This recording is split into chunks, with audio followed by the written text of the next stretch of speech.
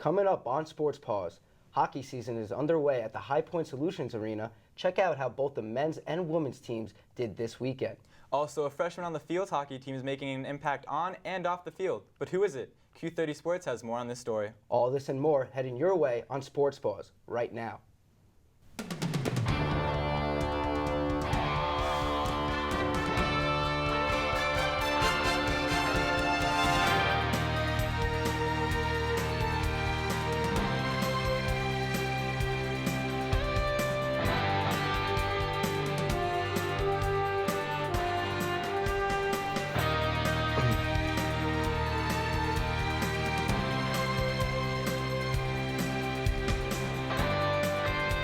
Welcome to another edition of Sports Paws. I'm Nick Palma. And I'm Matt Borker. It's been an exciting week for us, Matt, but perhaps an even exciting weekend up at the High Point Solutions Arena. You're exactly right, Nick. The women's ice hockey team opened up the season against the UConn Huskies in a non-conference battle, as the men's team hosted the Acadia of Acadia in an exhibition matchup. After the women's had a top 10 performance last season and hosted a Frozen Four, the Bobcats have a new look, losing its leading scorer in Kelly Babstock. But they bring in a top recruit in TT Cianferrano. She joins Cheyenne Darkangelo as the only two players in program history to have played for the U.S. national U18 team.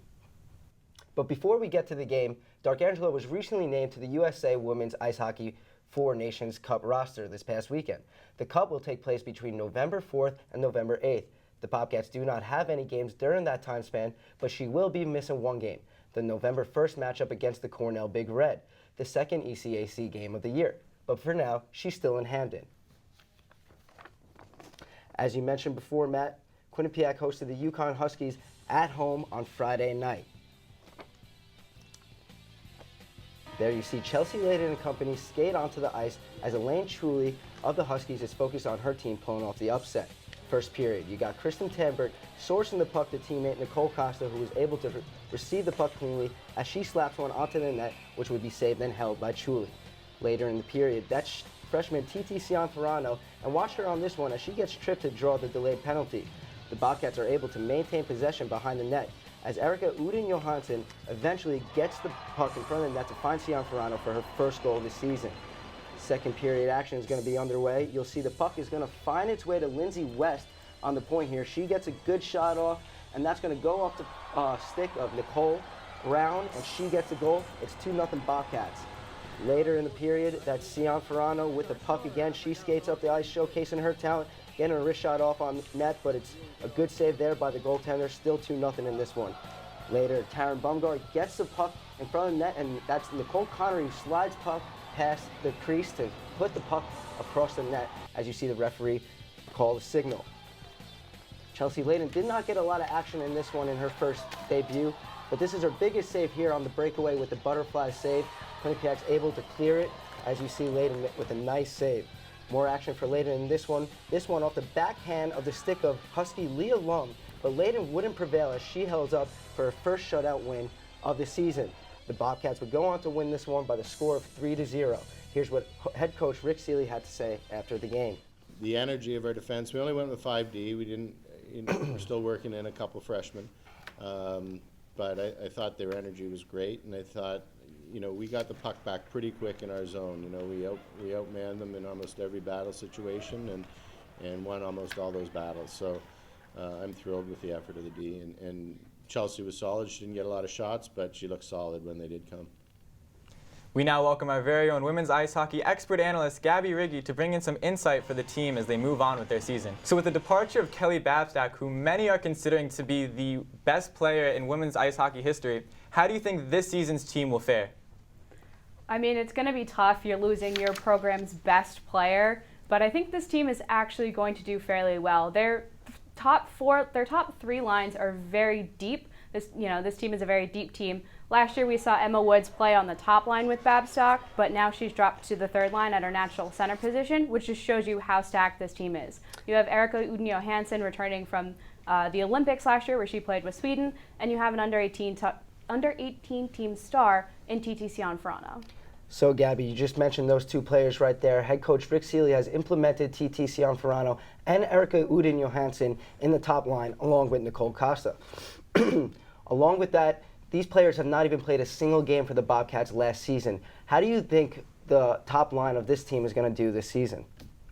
I think this top line is going to be the catalyst and the real difference maker for the team this year. Last year, the women's team did not make the NCAA tournament because they had 9 ties, and I don't think that's going to be an issue for them this year. This is a team of finishers, and especially with those women on that top line, they're natural talents. They can find each other very well on the ice, even though they've never played before, as we saw in UConn. They have some really great chemistry, and they're very dynamic on the ice. All right, Gabby, that was some really great stuff you gave us, and we appreciate your time as always. The USCHO women's poll was announced on Monday. Let's take a look at what we got. So as you can see, you got Minnesota, who remains in the top place of number 1. They remain undefeated. Then in the middle of the pack, you got Cornell. We mentioned that they got the big matchup November 1st against Quinnipiac, where Cheyenne D'Angelo won't be present for the game. But as you see, Quinnipiac jumps up to the 8th spot after the 3-0 win against UConn. And then you got Clarkson, the reigning champions, dropping to the 9 seed after the loss to St. Lawrence. On the other hand, the men's poll came out, and with no surprise, Minnesota takes the number 1 spot with over 36 votes. And Quinnipiac falls to number 15th, neatly between Cornell and Northeastern. Not a very surprising placement, considering Quinnipiac's top goal scorers, the Jones twins, as well as their captain, was departed this season. But we hope to see them prove critics wrong. After a very good sophomore campaign last year, men's ice hockey goalie Michael Gartig is on watch for an award, the Mike Richter Award, which is given to the best NCAA Division I goalie. The first winner of the award was UMass's Connor Hallebuck, who won it last year. Gartig started all 40 games last season and finished with a 24-10-6 record and won 5 ECAC Hockey Goalie of the Month awards. Gartig, along with captain Matthew Pekka, did not suit up for the exhibition match against Acadia. Going into the Acadia game now, which is against the Axemen. We're going to go underway in the first period as Quinnipiac opens up in Acadia's offensive end. The puck rolls around to the right corner, and Derek Smith is able to keep control of it. Play would later go to KJ Tiamworth, pass it over to Tim Clifton to notch the Quinnipiac's first goal. In the second period, it's all Acadia as they'll turn defense into offense, moving it up the ice. Liam Healis will score an amazing shorthanded goal to give the Axemen life in this game, tying it up at 1-1. Later in that period, Acadia will also find themselves in Quinnipiac's defensive zone. And as the defenseman tries to glove it down, Boston Lear will find the puck into the back of the net. Also in that same period, you'll see Zachary Franco, who is going to be able to, after a pass from Liam Healis, get in and find the back of the net. And that would be a 3-1 lead for Acadia. Yeah, great goal there by the Acadia Axemen, I gotta say. As the third period goes underway and Quinnipiac still trying to find hope in this game, you'll see Acadia really start going up the ice and trying to find as little momentum as possible. Unfortunately, Justin Augusta, trying to make some offense, runs into a ref, which will result in a turnover, which then results in a goal by Mike Cazzola. And that will do it for this game as the Axemen take it 4-1. Coming up on Sports Paws, the men's and women's soccer teams were in action this past week. We talked to Andrew Badillo about the men's soccer team's upcoming conference play. Also, we take a look at Quinnipiac field hockey freshman midfielder Michelle Federico's journey from high school to college. Don't go away, we'll be right back. Welcome to Joya Spa and Salon in Hamden. Whether you want a new look or the perfect wedding day hair, come to us for complete hair and nail care, cuts, styles, updos, extensions, and beautiful dimensional hair color, as well as manis and pedis, acrylics, gels, and shellac. Treat yourself to a facial, a peel, or microdermabrasion. Relax with a variety of massage techniques, including Swedish and hot stone massage. Joya Spa and Salon. Call today.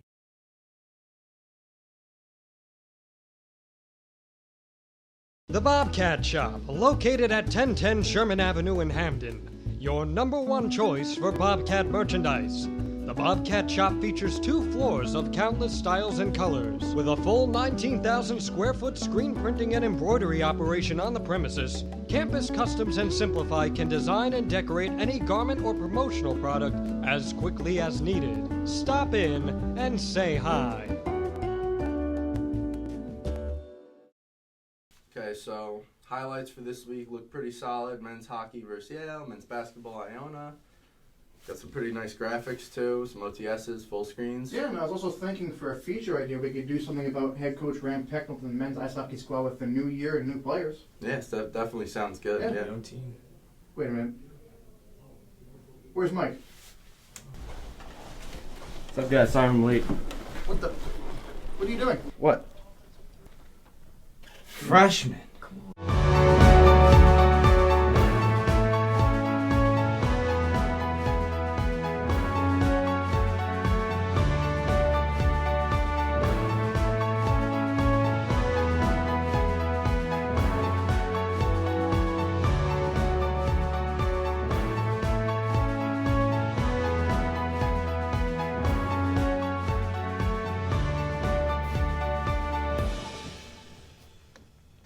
Welcome back, and coming off of a 4-1 loss against Niagara, the Bobcats traveled home to take on conference foes Fairfield along with Canisius. The Stags got on the board early thanks to Ashley Small at the 11-minute mark. Quinnipiac responded quickly as Jessica Fontaine scored her 3rd goal of the season. After that, the game was all in Fairfield's hands as they would go on to score 3 unanswered goals. The Bobcats then hosted Canisius on Sunday at the QU soccer field. The game went into the second half as the one goal apiece tie. At the 73-minute mark, the Golden Griffins broke that tie, which would become the game-winning goal as Quinnipiac fell to Canisius 2-1. The Bobcats played Brown on Wednesday. Now let's bring you on over to the men's soccer team where they were on the road against Canisius trying to remain unbeaten in MAC play. The Bobcats and the Golden Griffins played an exciting one after Canisius' Nicole Baudo scored an early second-half goal off the cross to take a 1-0 lead. Quinnipiac's Marshall Baker would respond with his 3rd goal of the season to tie it up. The game would not end on 1, but 2 overtimes later with the score still at 1-1. The Golden Griffins took a total of 23 shots with 8 of them on goal. Borja Goita made 7 saves for QU. Up next for the Bobcats is Ryder this weekend. Marshall Baker was named the MAC's Men's Soccer Offensive Player of the Week on Monday. Baker is the first soccer player to receive the award in the conference this season. The senior scored 2 goals in 2 games against Niagara and Canisius, helping Quinnipiac go 1-0-1 this past weekend. Baker and the Bobcats head back to the QU soccer field to take on conference foe Ryder on Saturday. The men's soccer team is 3-0-1 over its last 4 games with wins against Columbia, Yale, and Niagara. Now the MAC play is finally getting in rhythm, we'll now bring in our soccer analyst, Andrew Badillo, to tell us what we should expect from the teams further down the road. What's going on, Andrew? Nothing much, guys. Thanks for having me. As Stephen Hockey starts recovering back after he's been sitting out since the Providence game, do you believe that he should be coming back in, or should we keep in Nick Lazowitz, who's also been playing amazing at the left back position? Yeah, guys, that's a really good question because a lot in sports you see a replacement come in, play really well, and then the guy who started come back, and there's a lot of controversy. But in this case, I really think that Stevenson Hockey should be coming back and starting for this team. He's been playing so well since he got here. His freshman year, he played 18 games. Last year, he started all 21 games for this team.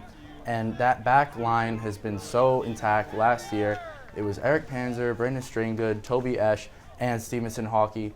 And with Straingood leaving, this team has really gelled well this year on the back line early on in the season. And I think it's really important to bring back that chemistry that they had with Hockey. Lazowitz has done a great job. Toby Esch has stepped up and done a tremendous job for this team, spreading the field, starting the counterattack, and scoring goals. So I really think that Stevenson Hockey is going to come back and start for this team. Now, Andrew, I want to talk about the other side of the field on the offensive end. With Marshall Baker being the only multi-goal scorer on this team, who do you think steps up on the offense besides him? Well, it's funny that you say that, who should step up. And Marshall Baker, earlier on in the year, we were all saying here at Q30 that he should be the one to step up. He's the senior attacker on this team. However, there have been many players on this squad who have scored 1 goal this year. Tanner Job, Max Rothenbucher, James Doig, Ryan Scheiderman, Shaquille Huggins. The list goes on and on with players who have scored 1 goal for this team. And I really think that, the coach Eric DaCosta has said in the past that they score by committee and they really don't rely on one certain player to get it going. So I really think that you could see a Rafael Carvalho step up next weekend or a James Doig step up next weekend. I really think it's a week-by-week basis with this team. I don't expect Marshall Baker to sort of go on a sort of Simon Hind run and score 8 to 10 goals for this team. I don't think he's that type of player. But again, they have players who are capable of putting the ball in the net. And it's more of this year they've been great on the counterattack.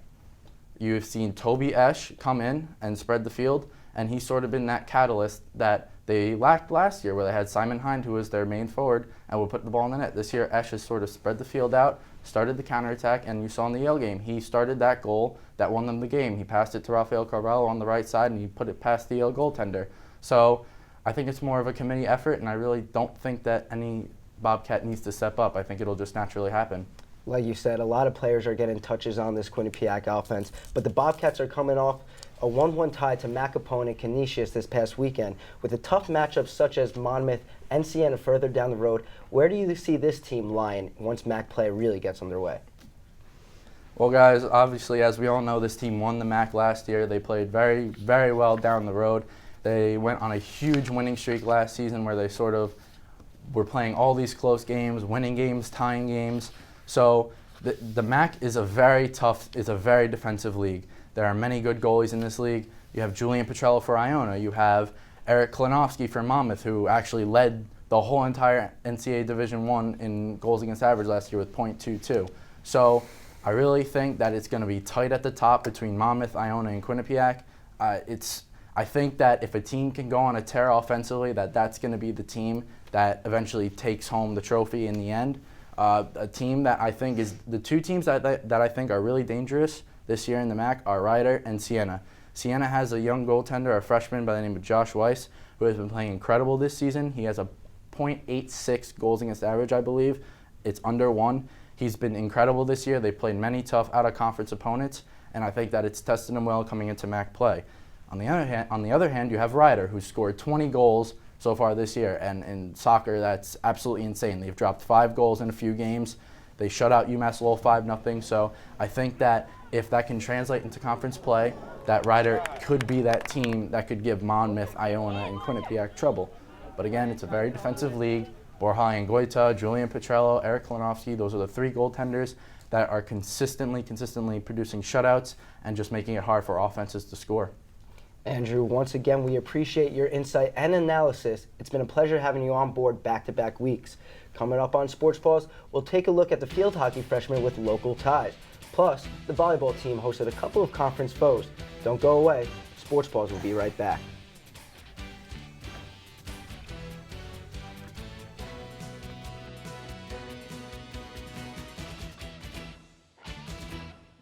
Welcome to Joya Spa and Salon in Hamden. Whether you want a new look or the perfect wedding day hair, come to us for complete hair and nail care, cuts, styles, updos, extensions, and beautiful dimensional hair color, as well as manis and pedis, acrylics, gels, and shellac. Treat yourself to a facial, a peel, or microdermabrasion. Relax with a variety of massage techniques, including Swedish and hot stone massage. Joya Spa and Salon. Call today.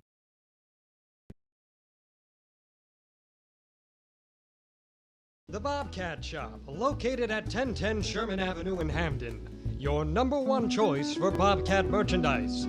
The Bobcat Shop features 2 floors of countless styles and colors. With a full 19,000 square foot screen printing and embroidery operation on the premises, Campus Customs and Simplify can design and decorate any garment or promotional product as quickly as needed. Stop in and say hi.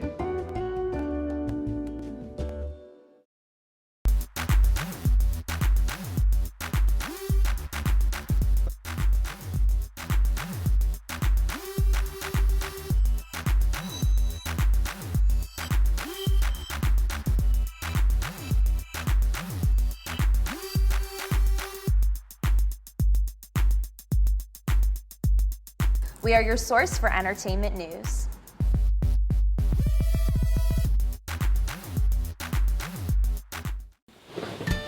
Wake up, Quinnipiac! It's the morning after! Hey! Come on, guys, it's time for TMA! Let's go!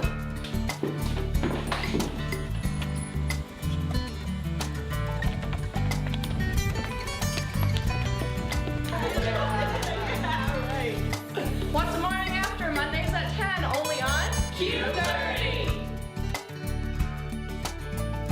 The field hockey team traveled down to Providence to take on the 26th-ranked Friars. 5 minutes into the game, scoring opened up with a penalty stroke goal by Megan McCullough. After that, the game was all Providence, as they scored 5 straight goals to get the W. The Bobcats play Brown on Wednesday at the QU field hockey turf.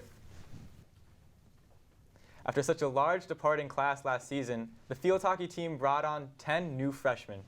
But one of them is making an impact not only on the field, but off the field as well. Our very own Darnell Ragland has more on Michelle Federico. Early into the season, freshman field hockey midfielder Michelle Federico has surely made a big impression, and ever since she was a kid, her dream was to play for Quinnipiac. One of the biggest things is I've watched Yale games at Yale, I've watched Quinnipiac games at Quinnipiac, and stepping on those fields and wearing the uniforms is just, it's crazy. Like, it still hasn't really set in for me, and every game I step out, I'm like, I'm here, I can do this, and it's just one game at a time. Federico had an illustrious high school career, leading her team to 3 state championship appearances, winning 1 her sophomore year. Her high school head coach Eileen Gallagher said her high level of talent was great for the program. She's probably one of the best players to graduate here. She was our first All-American, National All-American in years. She's Becca's first National All-American at Quinnipiac. So she just brought a level of talent that was so far beyond like most Connecticut players. Federico came into Quinnipiac with many high school accolades, including NFCHA National All-American. But Federico understands the difference in the level of play between high school and college. High school to college is such a big difference, and having an award like that is awesome, and I can always go back and think about it and how awesome high school was. But again, college is completely different. You're against people where everybody was really great in high school and everybody was really strong, and you kind of just have to forget about it and move on and just keep growing. Federico has already shown that she has what it takes to have a great career at Quinnipiac. Field hockey head coach Becca Main believes that Federico is a special player. She has played 5 different positions on our field of 11 and done it without blinking. Hey, Michelle, go to left mid. Michelle, go to right mid. Really, characteristics of a seasoned veteran, not someone who's just come in as a freshman. So I'd say she's playing well beyond her years, and I really hope, actually, I would forecast that she'll be able to do that as she moves through her career. 6 weeks into the season, freshman Michelle Federico has certainly had an impact on and off the field. And by the looks of things, she can be something special in the years to come.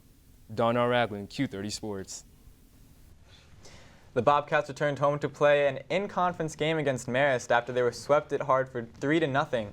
Led by sophomore Acadia Riggi, the Bobcats are looking for its first home win and 3rd win overall this season. Would they be able to finally win one at home, or would the struggles continue? Here we go early on to the first set when it's Quinnipiac against Marist. Marist starts on the offensive early on in the first set, as the ball travels back to the Bobcats as they're able to gain possession of it, but the attempted spike is blocked by Marist, giving them the go-ahead. Later in that set, Quinnipiac holds onto the ball and it's spiked over. However, Marist is still able to hold it, and that would be number 4, Mackenzie Stevens. Now remember that game because she's big the entire game. Marist now in that same set holds possession of the ball and would later go on to win that set 25-15. Coach Zablinski had some words to motivate his players, and the Bobcats would try to respond. Bobcats currently have the possession, and they get the point, which would put them up early. Later in that set, though, the Bobcats trying to respond yet again, still maintain possession, as Marist also, this is a good back and forth play right now in this game. However, Marist is able to capitalize on that spike. Quinnipiac still handles the ball and is neatly played by Marist. And Marist neatly taps it over, and they're able to continue that lead and win the second set. The 3rd set goes underway as Quinnipiac serves the ball, and Marist hits it out of bounds, giving Quinnipiac a point. Marist again controlling the ball, hits it over, and Quinnipiac is not able to dig deep and get that. Quinnipiac still with the serve, and that would be number 5, Courtney Shaw, who's able to get that point. Quinnipiac is on the ropes here trying to get a point, playing very careful offense right now, and are able to get that point to try and stay at least a little bit into this game. Marist with the ball, and Quinnipiac cannot respond, so Marist would then go up to sweep the Bobcats 3-0. Yeah, and the women's volleyball team wasn't stopping there. They squared off with Siena at the Burcon Court on Sunday as well. The Bobcats lost the game 3-0, making it the team's 4th straight loss. The Bobcats have also lost 12 straight sets dating back to September 27th when they played Fairfield. Megan Wright led Siena with 15 kills, and Rachel Stocklosa also reached double digits with 10 kills of her own.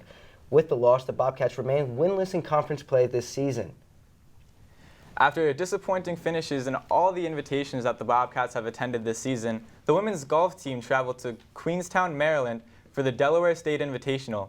Out of 5 teams, the Bobcats were placed first at the end of the first day. However, after a sloppy second round of play, the Bobcats dropped to 4th, which would be its final placing for the invitation. The team travels to Rutgers to attend their invitational this Friday. Well, with that being said, Matt, Quinnipiac ends yet another competitive and exciting week of play. For more information about Quinnipiac sports, follow us on Twitter and like us on Facebook at Q30 Sports. And don't forget to visit our website at q30television.com. For our executive producers, the entire technical staff, and Matt Borker, I'm Nick Palma. Good night.